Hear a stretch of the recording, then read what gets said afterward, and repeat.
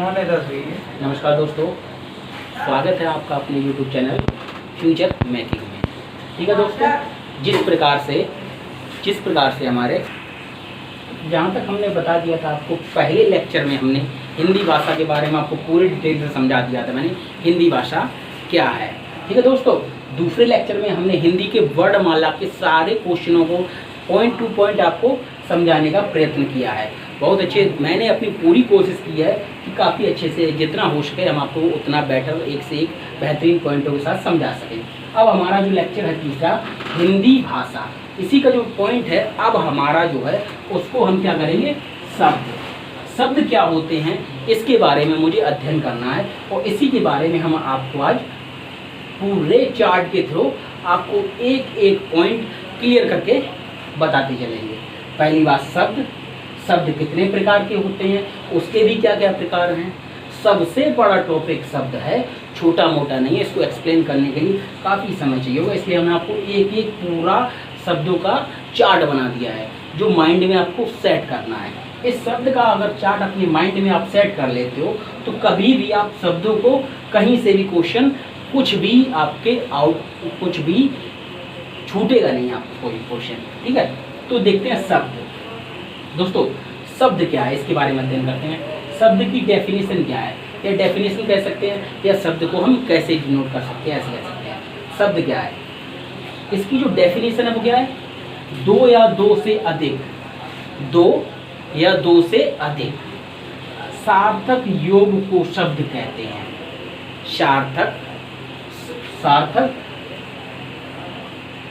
सार्थक शब्दों, वर्डों के योग को, सॉरी यहाँ पे ठीक है वर्डों और करना पड़ेगा, सार्थक वर्डों के योग को शब्द कहते हैं। किसके, वर्डों के योग को, वो भी क्या होना चाहिए, सार्थक होना चाहिए, निरर्थक नहीं। सार्थक मतलब उसका कोई ना कोई अर्थ निकलना चाहिए, और निरर्थक जिसका कोई अर्थ नहीं निकले। दो या दो से अधिक होना चाहिए, एक से काम नहीं चलेगा। अगर एक होगा तो हमारा वो वर्ड की कैटेगरी में आ जाएगा, इसलिए दो होना चाहिए या दो से अधिक होना चाहिए, वो होते हैं हमारे शब्द। कैसे, देखिए जैसे कि अगर हम कहें, जैसे कि आ प्लस माँ प्लस ना, तो ये क्या बन गया हमारा, अमन। अमन एक नाम है, सार्थक अर्थ निकल रहा है, हाँ किसी का नाम ही होगा।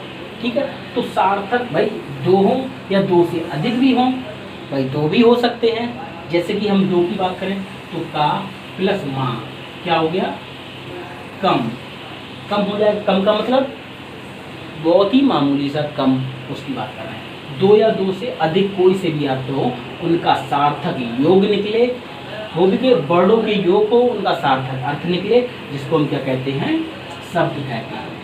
यहाँ तक क्लियर है, शब्द कहते हैं। अब देखिए शब्द होते क्या हैं और किस प्रकार से इसको डिनोट करते हैं। शब्द, ठीक, शब्द को कितने भागों में विभाजित किया गया है, 1 2 3 4, शब्द को 4 भागों में विभाजित किया गया है, जिसको हम एक एक करके पढ़ेंगे इसको। पहला क्या है, उत्पत्ति के आधार पर, शब्द क्या है, उत्पत्ति के आधार पर। दूसरा है रचना या व्युत्पत्ति के आधार पर, रचना या व्युत्पत्ति के आधार पर। तीसरा क्या है, विकार या रूपांतरण के आधार पर। और चौथा हमारा है अर्थ के आधार पर। पहला हमारा क्या है, व्युत्पत्ति के आधार पर। इसके बाद क्या है, रचना या पहला है हमारा उत्पत्ति के आधार पर। दूसरा क्या है हमारा, रचना या व्युत्पत्ति के आधार पर। तीसरा क्या है हमारा, विकार या रूपांतरण के आधार पर। चौथा है अर्थ के आधार पर। ठीक है दोस्तों, अब बात करते हैं हम वो उत्पत्ति के आधार पर। उत्पत्ति के आधार पर शब्द को कितने भागों में विभाजित किया गया है, 5 भागों में। ध्यान रखना, क्वेश्चन ऐसे भी पूछा जा रहा है कि उत्पत्ति के आधार पर शब्दों के कितने भेद हैं, यानी शब्द को कितने प्रकार से परिभाषित किया गया है। तो उत्पत्ति के आधार पर कितने, 1 2 3 4 5। कौन कौन से, पहला क्या है तत्सम, दूसरा क्या है तद्भव, तीसरा क्या है हमारा देशज, और चौथा क्या है विदेशज या विदेशी शब्द भी कह सकते हैं उनको, विदेशज या विदेशी शब्द। और पांचवा हमारा है संकर शब्द, इसको ऐड इसी में कर दिया गया है, संकर शब्द। ठीक है। तो पहला क्या हो गया हमारा तत्सम, दूसरा तद्भव, तीसरा देशज, विदेशज और संकर। ठीक, दूसरा शब्द का क्या है रचना या व्युत्पत्ति के आधार पर। इसको कितने भागों में बांटा गया है 3 भागों में। कौन सा? रूढ़, यौगिक और योग रूढ़। रूढ़, यौगिक और योग रूढ़। इसके बाद हमारा जो तीसरा पॉइंट है वो क्या है विकार या रूपांतरण के आधार पर। विकार या रूपांतरण के आधार पर। विकार या रूपांतरण के आधार पर शब्दों को 2 भागों में डिनोट किया गया है। पहला भाग क्या है हमारा विकारी शब्द और दूसरा क्या है अविकारी शब्द। पहला शब्द क्या है विकारी शब्द, दूसरा क्या है अविकारी शब्द। तो विकारी शब्द को भी चार भागों में बांटा गया है। ध्यान रखना, विकारी शब्द को 4 भागों में बांटा गया है और अविकारी शब्द को भी 4 भागों में बांटा गया है। ठीक है दोस्तों, तो विकारी शब्द को कौन कौन से भागों में बांटा गया है? पहला क्या है हमारा संज्ञा, सर्वनाम, क्रिया, विशेषण। ठीक है, 4 भागों में बांटा गया है। ध्यान रखना, विकारी को 4 भागों में, अविकारी को भी 4 भागों में। विकारी को संज्ञा, सर्वनाम, विशेषण और क्रिया, जो हम बचपन से पढ़ते आ रहे हैं। यही हम पढ़ते आ रहे हैं क्लास 3rd से ही कि संज्ञा, सर्वनाम, विशेषण, क्रिया। लेकिन ये किसके आधार पर है? विकारी शब्द के आधार पर। इसके बाद क्या है अविकारी शब्द के आधार पर। इसको भी हम पढ़ते आ रहे हैं बचपन से, लेकिन इसको फोकस नहीं करते हैं, इसलिए इसको भी 4 ही भागों में विभाजित किया है। कौन सा? क्रिया विशेषण, संबंध बोधक, तीसरा क्या है समुच्चय बोधक और चौथा क्या है विस्मयाद बोधक।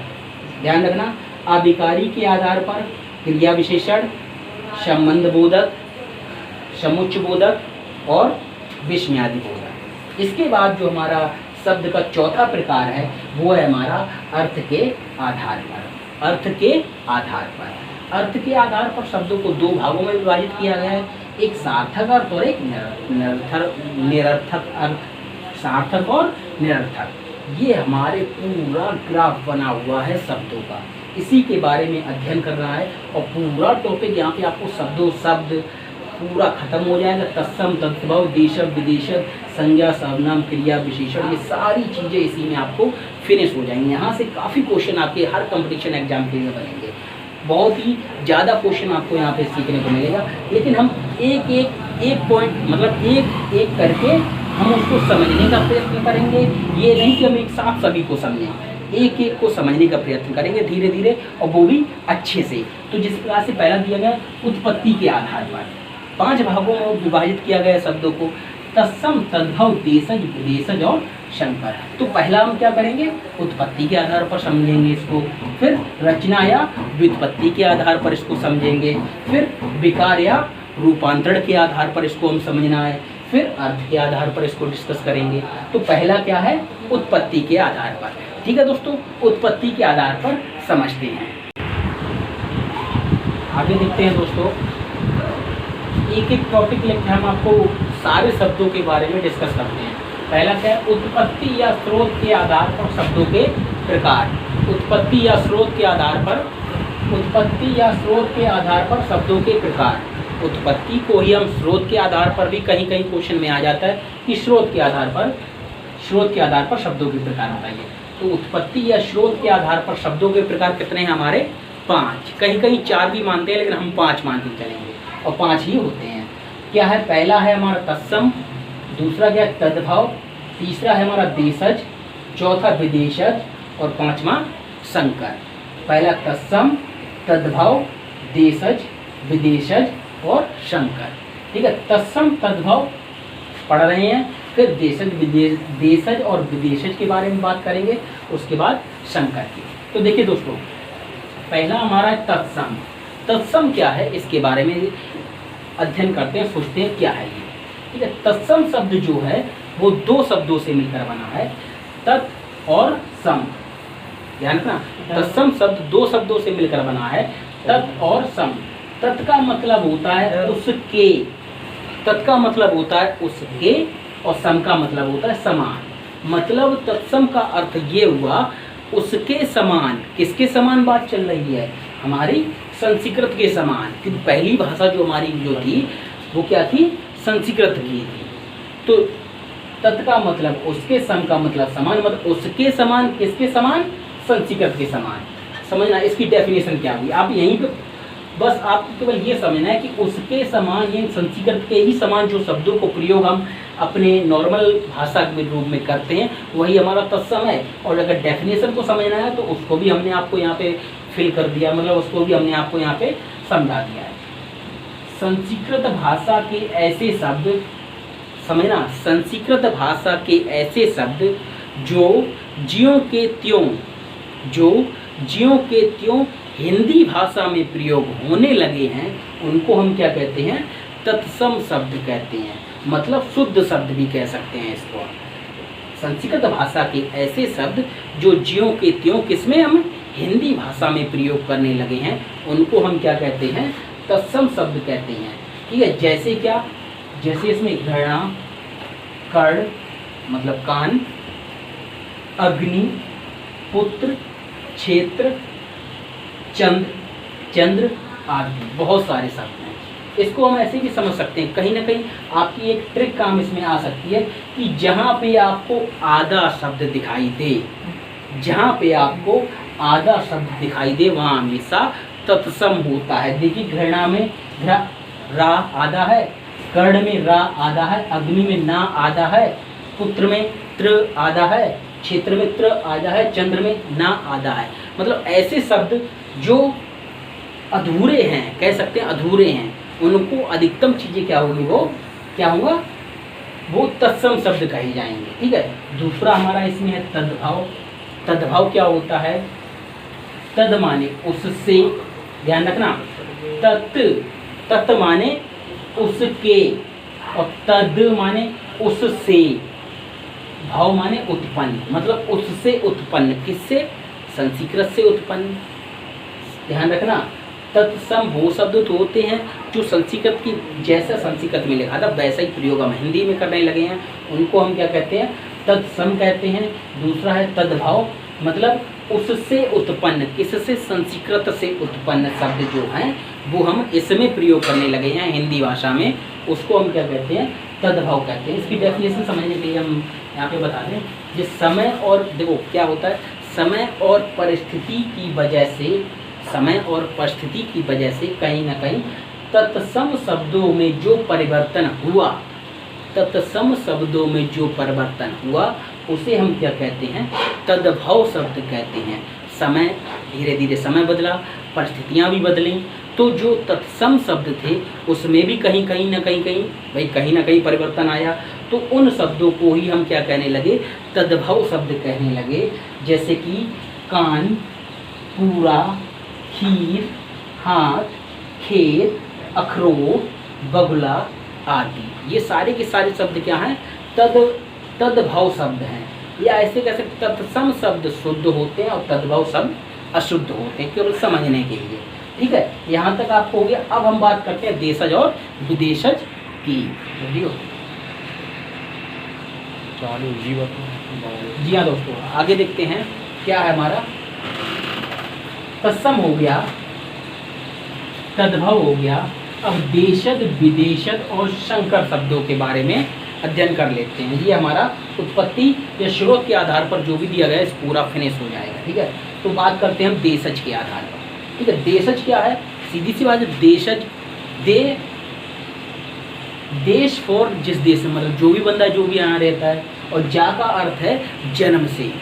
ठीक है, उसी देश की भाषा होनी चाहिए। देशज की हम परिभाषा के हिसाब से आपको सही से समझा देते हैं। देशज क्या कहता है, जिन शब्दों की उत्पत्ति के बारे में कोई निश्चित पता ना हो वो शब्द देशज कहलाते हैं। मतलब जिन शब्दों की उत्पत्ति के बारे में कोई निश्चित पता नहीं होता है कि ये शब्द किस देश का या कहाँ से आया है, वो शब्द देशज कहलाते हैं। या हम ऐसे कह सकते हैं, वो शब्द ऐसे शब्द, मतलब ऐसे शब्द जिनकी उत्पत्ति हमारे आम बोलचाल की भाषा में उसको हम कुछ और नाम दे देते हैं, उसको हम देशज कहते हैं।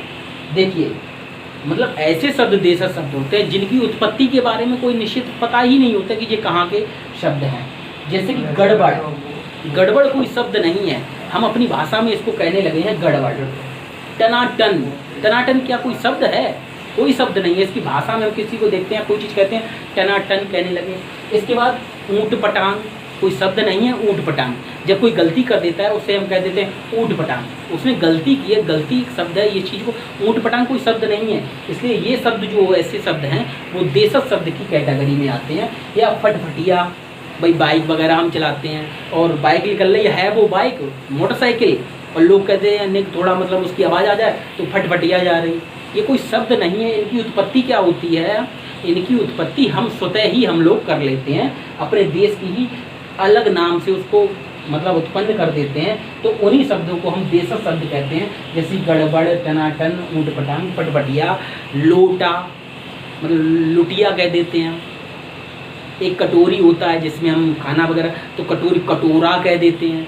ये शब्द क्या है, अपनी बोलचाल की भाषा में इनको हमने बना दिया है। इसलिए इन शब्दों को हम क्या कहते हैं, वो सारे के सारे देशज शब्द कहलाते हैं।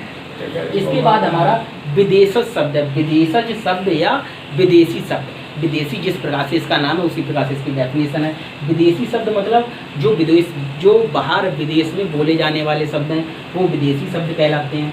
मतलब इसकी डेफिनेशन क्या है, हिंदी और संस्कृत को छोड़कर, हिंदी और संस्कृत को छोड़कर अन्य दूसरे देशों की भाषाओं के शब्दों जो, अन्य दूसरे देशों की भाषाओं के शब्द जो हिंदी में प्रयुक्त होते हैं उन्हें हम क्या कहते हैं, विदेशज शब्द कहते हैं। मतलब क्या है, हिंदी और संस्कृत को छोड़कर अन्य देशों की भाषाओं में जो शब्द बोले जाते हैं उनको हम अपने देश की भाषाओं में सम्मिलित कर लिया है, तो उन शब्दों को हम क्या कहते हैं, विदेशज शब्द कहते हैं। जैसे कि हॉस्टल, भाई जो हॉस्टल वगैरह होते हैं ये एक विदेश का शब्द है हॉस्टल। इसके बाद डॉक्टर्स कहते हैं, जो डॉक्टर्स वगैरह होते हैं ये भी एक विदेश का शब्द है डॉक्टर। अपनी भाषा की बोलचाल की भाषा में क्या कहते हैं हम अपनों, इनको वेद कहते, वो वैद कहते थे, वैद कहते थे। तो अब इनको क्या, भाई डॉक्टर्स, अरे डॉक्टर साहब आ गए। तो ये एक विदेशी शब्द है जिसका प्रयोग हम अपने देश में करने लगे हैं। हॉस्टल शब्द भी एक विदेशी शब्द है जिसका प्रयोग हम अपने देश में करने लगे हैं। ऑफिस ये भी एक विदेशी शब्द है जिसका प्रयोग हम अपने देश में करने लगे हैं। पेन है ये भी एक विदेशी शब्द है जिसका प्रयोग हम अपने देश में करने लगे हैं। बहुत सी ऐसी चीज़ें हैं जो विदेशों से आके हम अपने देश में उसका उन शब्दों का प्रचलन आ गया है, उन शब्दों का प्रयोग आम बोलचाल की भाषा में करने लगे हैं। तो उन शब्दों को हम क्या कहते हैं, विदेशज शब्द या विदेशी शब्द कहते हैं। इसके बाद जो तीसरा पॉइंट है इसका, संकर शब्द। संकर शब्द को ही हम क्या कहते हैं, मिश्रण शब्द भी कहते हैं। संकर शब्द को ही हम मिश्रण शब्द कहते हैं। इसी की डेफिनेशन यहीं से बन जाएगी, मिश्रण। मिश्रण का मतलब कोई दो भाषाओं को एक साथ मिला दो और मिलाने से दो भाषाओं को हमने मिलाया उनसे जो तीसरे शब्द का निर्माण हुआ उसी को मिश्रण शब्द कहते हैं, अर्थात संकर शब्द कहते हैं। ध्यान रखना, संकर शब्द का ही मतलब है मिश्रण शब्द। मतलब जिस प्रकार से इसका नाम है मिश्रण शब्द उसी प्रकार से इसका काम है। दो अलग अलग भाषाओं को एक साथ मिला देने से जो एक, भाई दो अलग अलग भाषाओं के दो शब्द लिए, हमने उन दोनों शब्दों को मिला दिया, मिला देने के बाद वो एक तीसरा शब्द का निर्माण कर दिया उसने, तो उन सारे शब्दों को हम क्या कहते हैं, संकर शब्द कहते हैं।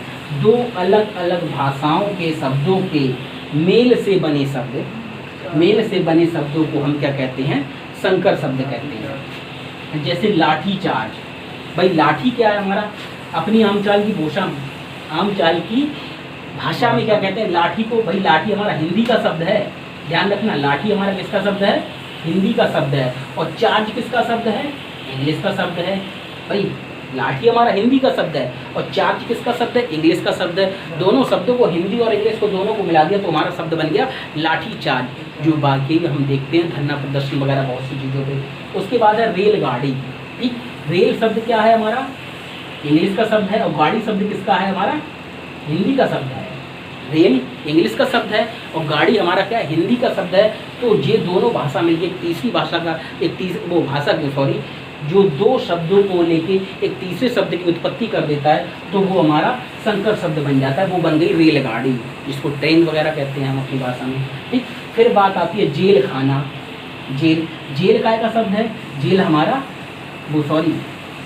जेल जो है वो इंग्लिश का शब्द है। जेल इंग्लिश का शब्द है, खाना क्या शब्द है, वो एक फारसी शब्द है। ठीक है, जेल हमारा इंग्लिश का शब्द है और खाना काय का किसका शब्द है, फारसी का शब्द है। और अपनी अगर हिंदी के शब्द की बात करें तो वो क्या होता है, भोजन। भाई भोजन को तो ही हम कहते हैं खाना। भाई इसी प्रकार से जेल है हमारा इंग्लिश का शब्द, खाना हमारा फारसी का शब्द है, लेकिन अपने हिंदी का शब्द होता है भोजन। ध्यान रखना। तो हम किस शब्द का प्रयोग करते हैं ज़्यादातर, भाई विदेशी शब्द का प्रयोग करते हैं। हम लोग कहते हैं खाना खाओ, खाना खाइए आके। ये बहुत कम कहते हैं कि आइए भोजन करिए आके, खाना कहते हैं खाना करिए आके। तो देखिए जेल खाना है, जेल हमारा इंग्लिश का शब्द हो गया, खाना किसका शब्द हो गया, खाना जो शब्द है वो है फारसी भाषा। तो ये दोनों मिलकर क्या बन गया हमारा, जेल खाना। मतलब अलग अलग शब्द थे, दोनों मिलिए एक अलग शब्द का निर्माण हो गया, जेल खाना हो गया। इसके बाद जांच करता, जांच किसका शब्द है, हिंदी का। भाई जांच कर रहे हैं हम, किसी भी चीज़ की जांच करते हैं तो हिंदी के ही शब्द को कहते हैं जांच। ठीक, करता क्या होता है, कर्ता शब्द हमारा संस्कृत का शब्द है, तो जांच करता क्या हो गया, संस्कृत का शब्द हो गया। ठीक है दोस्तों, यहाँ से आपकी तत्सम, तद्भव, देशज और विदेशज, साथ में संकर, ये 5 मतलब उत्पत्ति या स्रोत के आधार पर शब्दों के प्रकार जो 5 हैं वो आपके यहाँ पे फिनिश हो गए हैं। उत्पत्ति या स्रोत के आधार पर जो शब्दों के प्रकार हैं 5, तत्सम, तद्भव, देशज, विदेशज और संकर। सभी शब्दों सभी उसका नाम क्या है, सभी जो शब्द हैं इनको हमने अच्छे से समझाने का प्रयत्न किया है। इसके बाद आता है व्युत्पत्ति के आधार पर या रचना के आधार पर, जैसे कि वो क्या होते हैं, योग रूढ़ शब्द, योग रूढ़ और योगी। इसके बारे में हम कल अध्ययन करते हैं और यहीं से धीरे धीरे एक एक पॉइंट करके हम आपको समझाते चले जाएंगे। अगर यहाँ पे किसी को कोई चीज़ ना समझ में आई हो, किसी को लगे कहीं कमी है, तो कृपया करके प्लीज़ कमेंट बॉक्स में इसको उसको क्लियर करें कि कहाँ मिस्टेक है। अगर किसी को कहीं पे ना समझ में आए तो कमेंट बॉक्स में जरूर उसको अवगत कराएं। ठीक, नेक्स्ट वीडियो के साथ मिलेंगे आपको। उत्पत्ति हो गई, अब होगा व्युत्पत्ति के आधार पर या रचना के आधार पर शब्दों के भेद। वो 3 होते हैं, कौन कौन से होते हैं, यौगिक शब्द, रूढ़ शब्द, यौगिक शब्द और योग रूढ़ शब्द। इन 3 के बारे में कल डिस्कस करते हैं। तब तक के लिए नमस्कार।